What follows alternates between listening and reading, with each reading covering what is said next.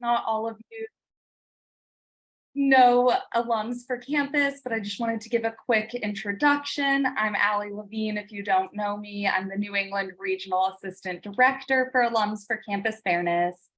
A bit about ACF is that we are the only organization harnessing the unique power of alumni to counter anti-Semitism on college campuses.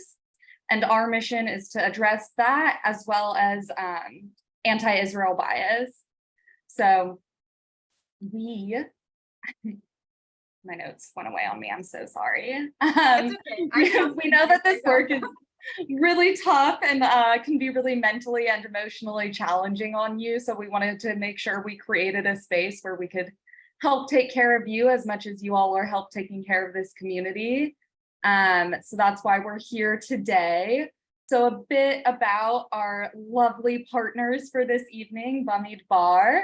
Their mission is to ensure that Jewish youth and young adults have the confidence, skills, and community support to navigate life's challenges and thrive in the face of adversity.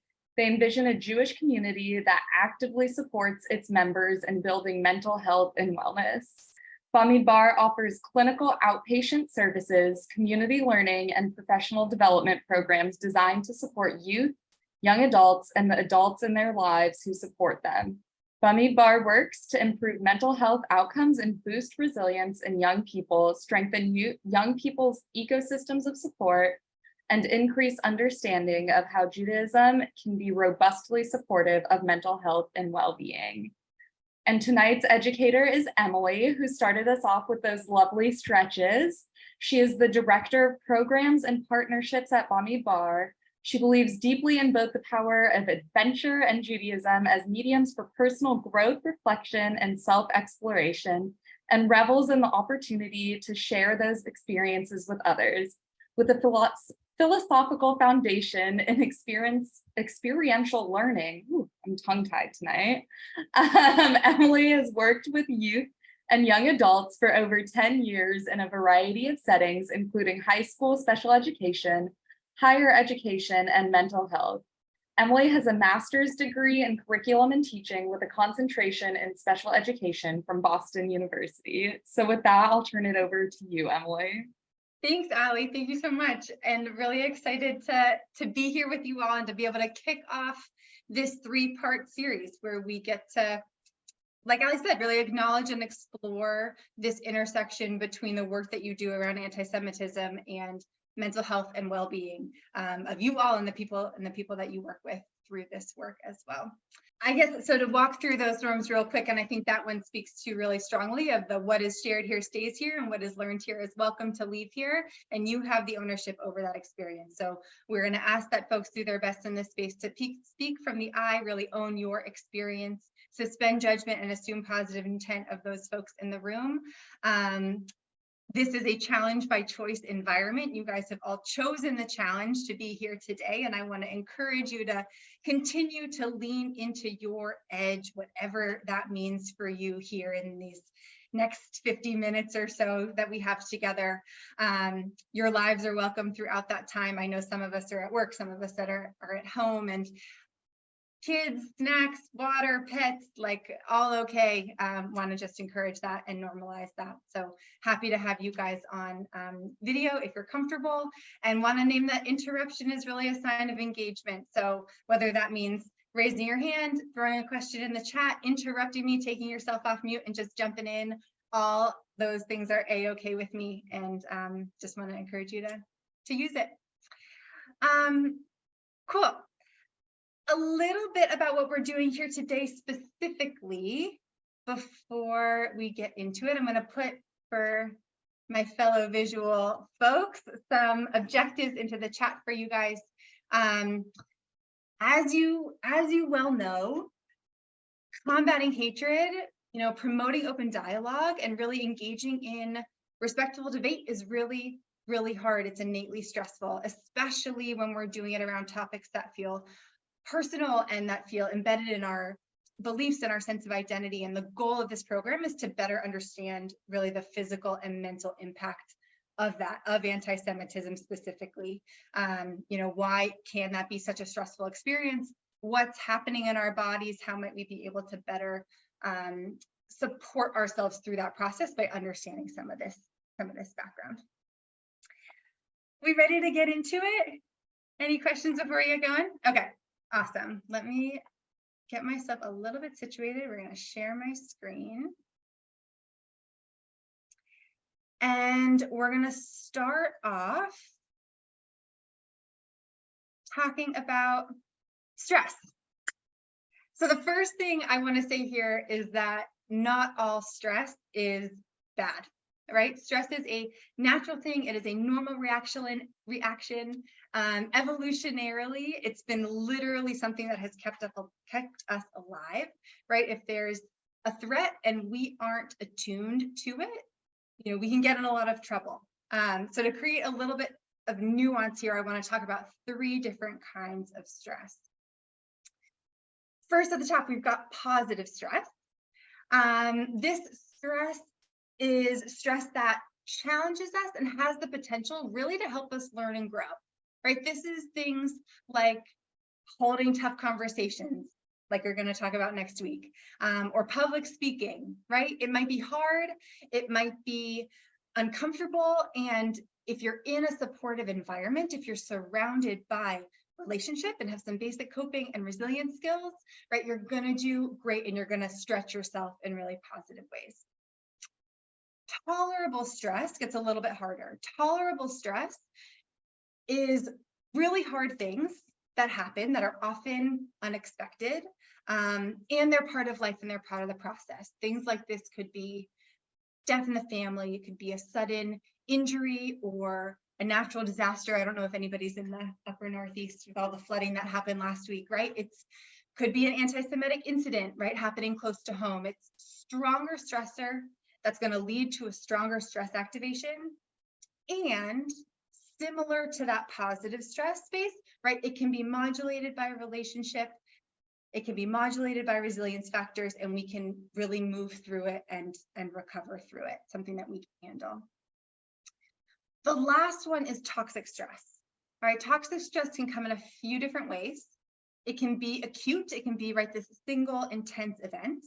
It can be chronic, something that happens regularly or at regular intervals. And it can also be cumulative. It can be an experience that really just builds and builds and builds over time. And in between, we never have really the chance to recover and get down to baseline. And I'll say here that it's important too to recognize that if we're missing adequate support in some of those tolerable things, right? If we're missing the relationships and we're missing the coping skills, these scenarios can have really, really long-lasting impacts on our bodies and on our brains. One way to look at this is to think about it through the idea of a seawall here, right? So if you start to think about anti-Semitism as this real cumulative experience, you know, it really building over time, it doesn't necessarily take a major event to push us over the edge, right? If we think about stress as this wave, we have the seawall over here on the left, and you can have a pretty big wave when the sea level is low, right? And the seawall will stop it. If we have something like toxic stress where it's building up over time, that can actually cause a pretty small wave to then flood the seawall. Yeah, you guys with me? Yeah, right? So thinking about like all those microaggressions, right? We talk about this concept as allostatic load. It's really this like wear and tear on the body, how all of those things can really build up and eventually put us over the edge. So yeah, and so in our day-to-day, right, when we're under such stress, we're on the lookout also for other stressors, and it can feel as though we're going through life in this really loaded way. I'll bring this allostatic load back up for a second. In this really loaded way.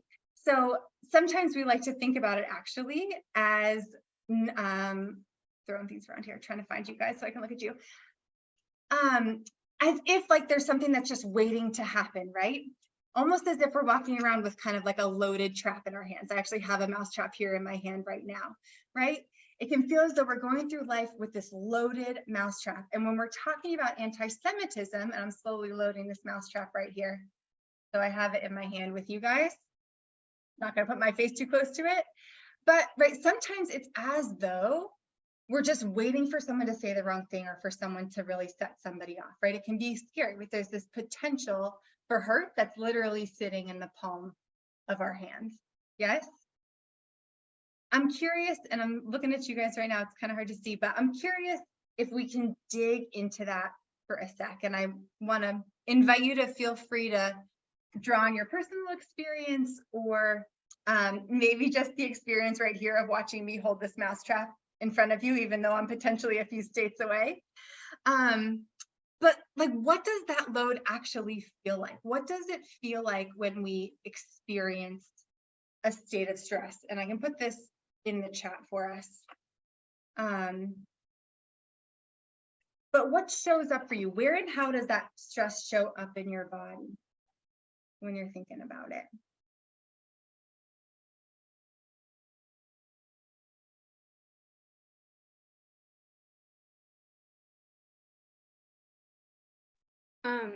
I can say for me, it's very physical, like I guess being Jewish, it's all centralized in the stomach. But yeah, definitely very physical. Yeah, and the stomach for sure, maybe like a tightening or like a nauseous, things like that. Yeah, what else? How else do we know that we're feeling that pressure, that we're really in that stressful space?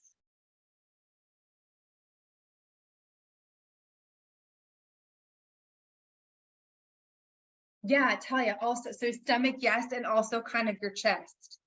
Sometimes we can get that, yeah, that difficult to breathe, whether it's like a tightening or like a shallow breathing. You like don't even notice sometimes, and all of a sudden you're like, I haven't like breathed in like 3 minutes, right? You're literally holding your breath sometimes. Yeah. Some folks, I got a Groupon recently for a massage, not something I do all the time, but like my shoulders, he was like, "Ooh, your shoulders, my friend," right? Can really like hold that too in those different spaces. And sometimes we notice it and sometimes we don't. And sometimes when we really like think something's gonna happen, we really like think something is gonna get set off. Not only does it happen in our bodies, but it happens sometimes in our brains too. We get to this space where we're like something's going to happen. And when that thing goes off, right? When we're feeling that really stressful space, we sometimes can't even think straight, right? It's not just in our stomachs and our chest and our shoulders, but also in our brains. And I want to talk a little bit about why that is and why that happens. So I'm coming back to this over here. Cool. Okay. So why is this? Why do we start to feel some of these things? Quick neuroscience crash course. All right, we're going to talk about 3 main parts of the brain here. We've got the brainstem at the very bottom, kind of sits at the back right here. Has to do with survival. Does anybody know what happens in the brainstem? What's that responsible for?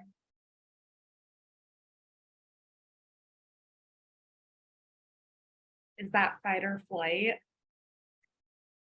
It gets into some of that, but even before that, it's sort of like lower level even. Sometimes you call it like the lizard brain. This is the stuff that just like keeps us baseline alive.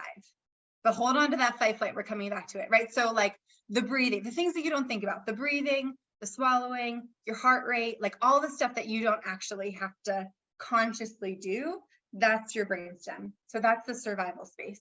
The next space is the limbic brain that kind of sits in the middle, has to do with emotion. What else goes into that? Does anybody know?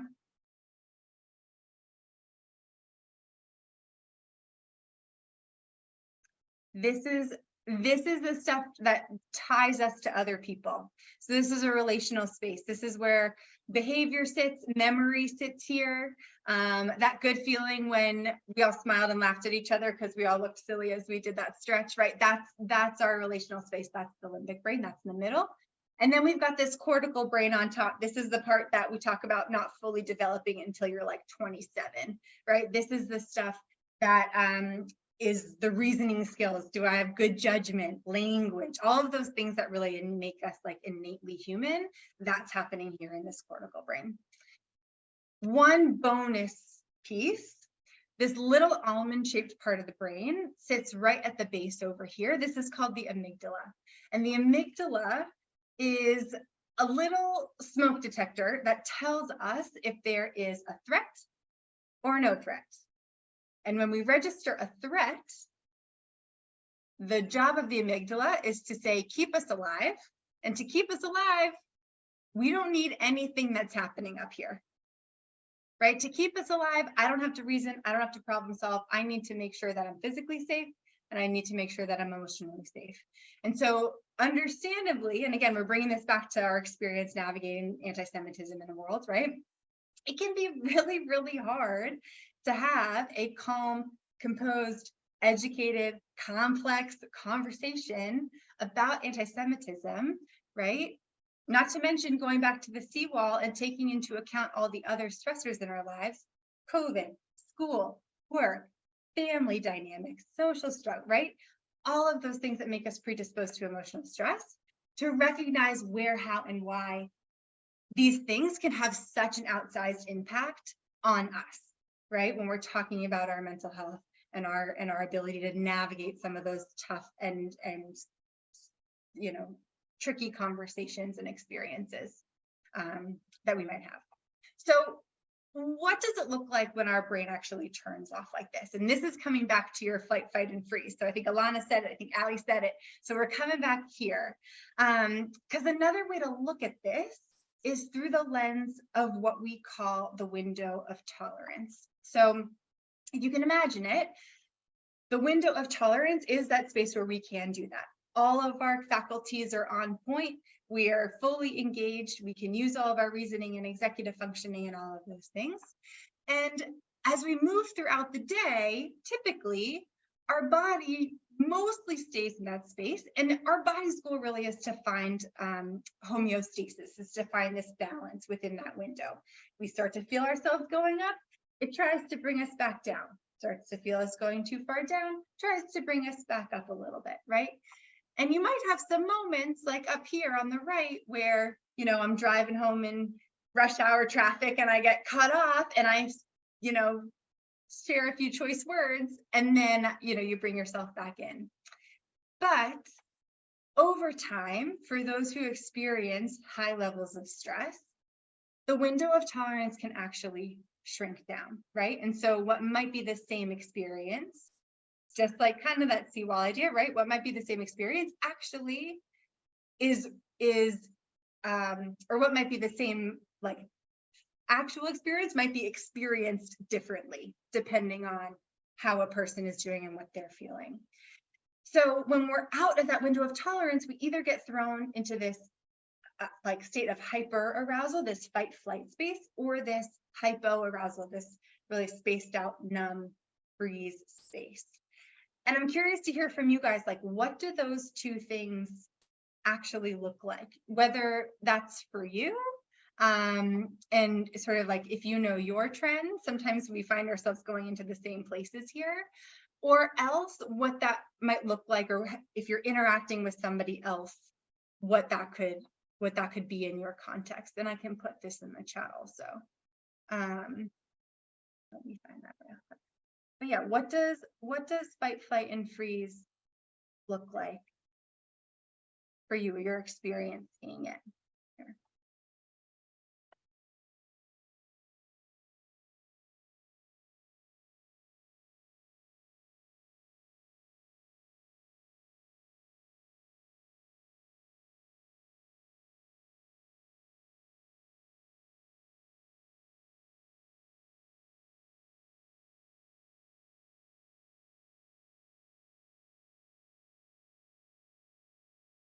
Yeah. Thanks, Melissa. Yeah, trying to speak, but words aren't actually coming out. You might be sort of so, whether it's frustrated, angry, upset, like you're trying to find the words in your head, but actually can't do that, which makes sense, right? That's that cortical brain piece. Yeah.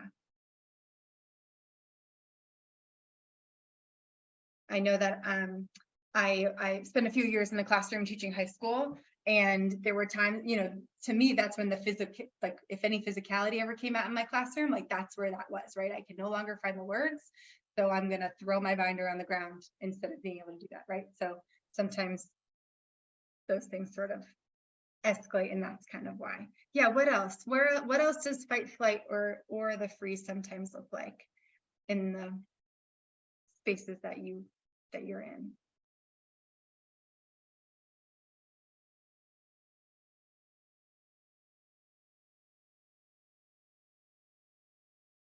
I think especially in regards to like having conversations around anti-Semitism, it can get like very overwhelming and I can get very easily frustrated and angered. And I want to have like a rational conversation, but I come from such a place of like anger that it's hard to break out of that kind of fight mentality. Yeah, I think that's true for a lot of people. And you might like some of the words here up top were like muscles tightening, like you feel your body reacting and sort of embodying that anger too. Any other criers here on this call?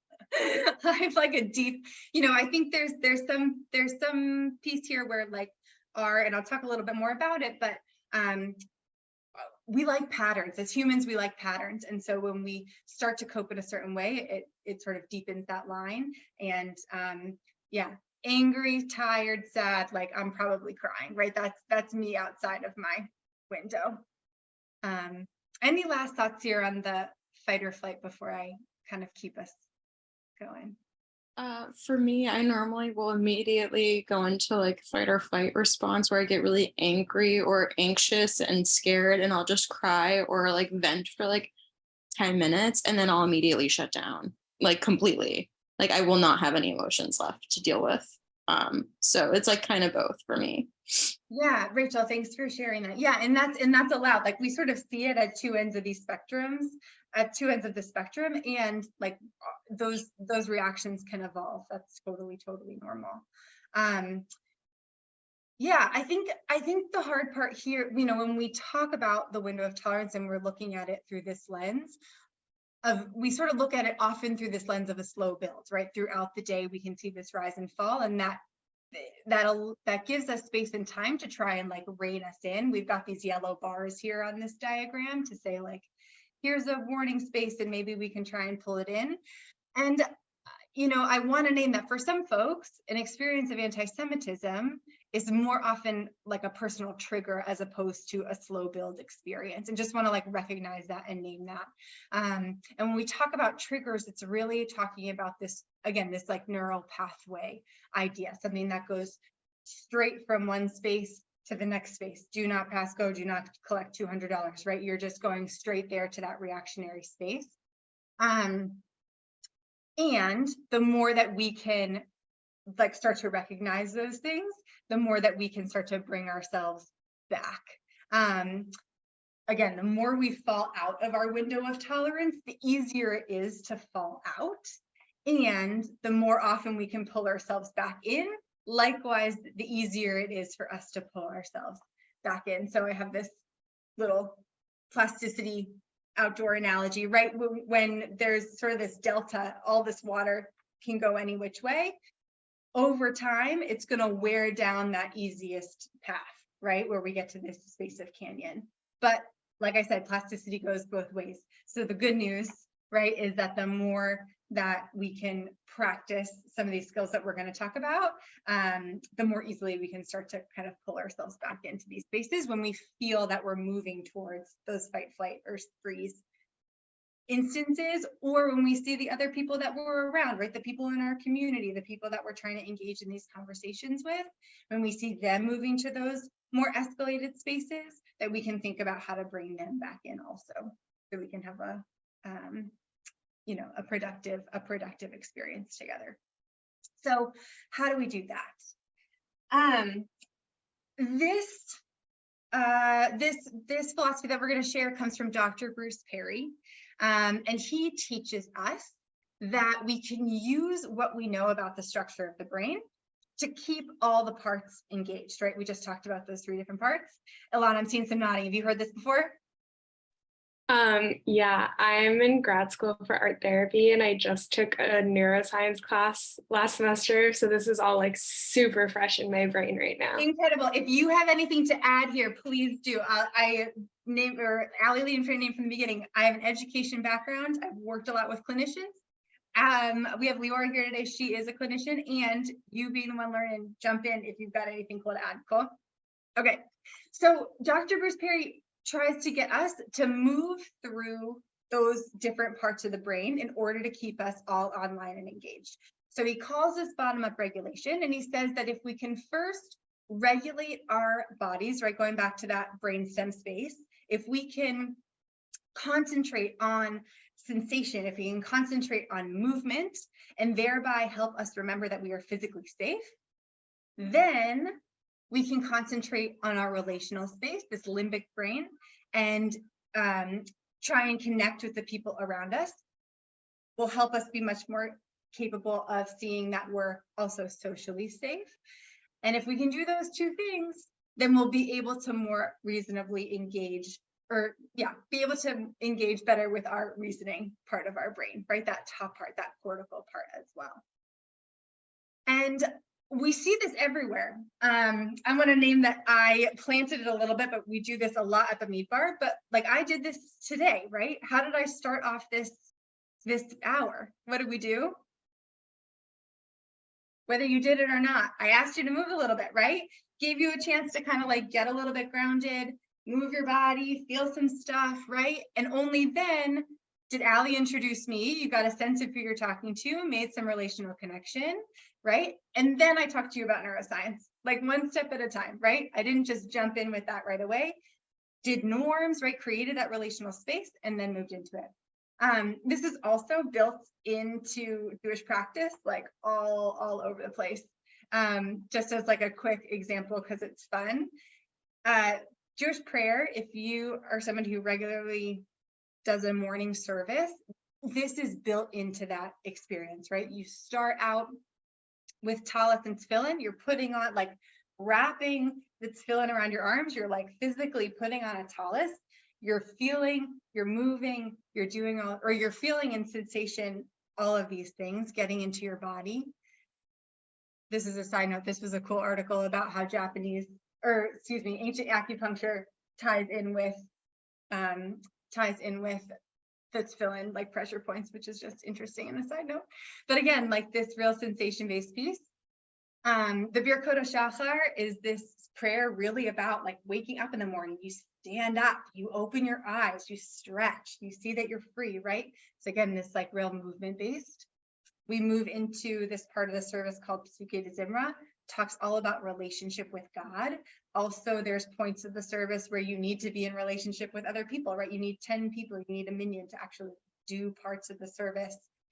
And only once all of those things have happened do we move into real cognitive, like complex, heady topics, like everything is connected and like there's one God, right? So again, if you look around in the Jewish experience, this is just one example, but it's really, really everywhere, which is kind of cool. And so the question is like, what are ways that we can actually bring this into our own experience, make it relevant for us, and kind of keep this at front of mind when we're working through some of these really challenging experiences that we choose to engage in because we feel like it's important, right? So ways that we can think about regulating that first part. If we can bring attention to our surroundings, if we can lean into our senses, right? We've got all the normal ones, sight, sound, smell, taste, touch. There's also some bonus ones, our ability to sense internal sensations. We talked a little bit about that with the stress, right? If I'm aware of what's going on in my body. Proprioception has to do with limbs and space. This is how we like don't run into things, right? When we're walking through messy rooms and things. Vestibular, the balance piece. And we can do this really intentionally for ourselves. You know, if you've heard of like a 5, 4, 3, 2, 1, a lot of mindfulness can really bring us into this space. We can also do it and pose it for other people, like challenge them to do it, you know, ask them questions, create, you know, suggestions or make space for it, those sorts of things. But we can really lean in and bring that to for ourselves and for other people. That's it. I really just want to thank everyone for coming. This is such important work on both ends of, you know, countering anti-Semitism and also taking care of yourself. So thanks for taking the space to do both.